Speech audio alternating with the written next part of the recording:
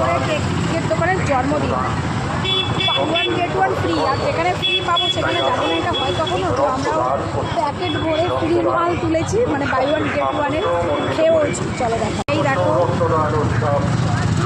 দেখতেই পাচ্ছ এখানে পুরো সাজানো গোছানো রয়েছে। তো আমরা নবদ্বীপ প্রায় আসি যাই, তোমরা তো জানোই। তো মা আমি খেয়েও নিলাম, আমার ফোন বেশ 4টে বিস্কিট প্যাকেটও নিয়ে নিলাম, সব নিয়ে